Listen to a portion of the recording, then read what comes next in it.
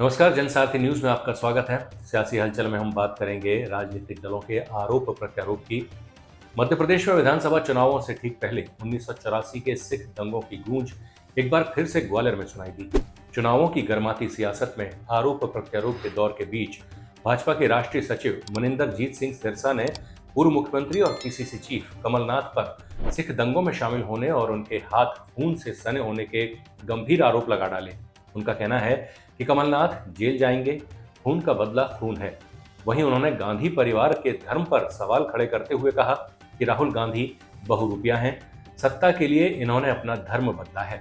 वहीं सिरसा ने प्रियंका गांधी और कांग्रेस पर हमास का साथ देने का आरोप लगाया। कमलनाथ के दाग नहीं लगे, उसके सारे कपड़े खून से भीगे हुए हैं और सबों के खून से भीगे हुए हैं। अगर आपको न्यायपालिका पे विश्वास है तो मुझे भी है, पर मैं आपको थोड़ा सा याद करना चाहता हूँ आपकी याददाश्त के लिए। तुम्हारे तरह के पत्रकार हमसे यह भी सवाल पूछा करते थे कि सज्जन कुमार के ऊपर तो कोई दाग ही नहीं है और आजकल वो जेल में है। टाइटलर भी कहा करता था मेरे पास क्लीन चिट है। जब भैया दाग धोने वाले लोग और दाग लगाने वाले दो एक ही होंगे तो भैया कौन इंसाफ देगा आपको? मैं क्यों बात करूंगा? सजा लगाएंगे, काहे की माफी? खून का बदला खून है, उसने सजा दी है, सरकार उसको कोर्ट उसको सजा दे और जो सजा बनता है कानून बनता है उसको सजा दे, नहीं की तो बच जाएगा और भुगतेगा तो भुगतना पड़ेगा। माफी की क्या मतलब है इसमें? तो मैं आपकी जानकारी में देना चाहता हूं कि मेरा ही वो केस है।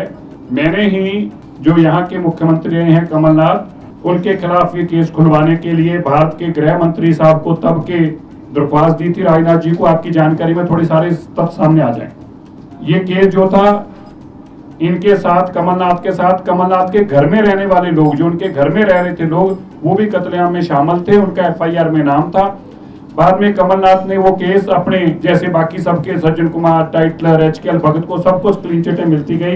कमलनाथ ने भी अपने लोगों के नाम पर केस डलवाकर और बाद में कोर्ट में उसका चालान फाइल होने के बाद चार्जेस फ्रेम नहीं होने दिए और वो सारे लोग खत बरी हो गए। उसके बाद हमने अपने गुरुद्वारा रकाबगंज साहब, जहाँ पे आगजनी की गई थी, 2 बेगुनाह लोगों को मारा गया था। ये गुरुद्वारा रकाबगंज साहब है जहाँ गुरु तेग बहादुर जी का शरीर का संस्कार हुआ था। पवित्र गुरुद्वारा, ऐतिहासिक गुरुद्वारा है। हमने उस केस को खुलवाने के लिए भारत की सरकार के जब आग्रह किया तो SIT ने कहा, जो SIT मोदी जी ने बनाई थी, कि जो केस की ऑलरेडी चार्जशीट फाइल हो चुकी है हम खोल नहीं सकते। हम फिर भारत सरकार के पास गए, गृह मंत्री से दोबारा ऑर्डर पास कराया कि जिन केसेस के अंदर ट्रायल भी हो चुकी है उनको भी खोला जा सकता है। उसके चलते वो केस खुला।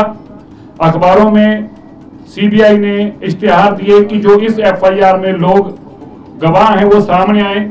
हमारे 2 गवाह जो कि दिल्ली कमेटी के एक मुलाजिम थे फॉर्मर और एक पत्रकार थे जो आजकल बड़े टीवी में काम करते हैं इंग्लैंड में, दोनों ने अपनी गवाही देने की पेशकश की। वो केस माननीय हाई कोर्ट के सामने है।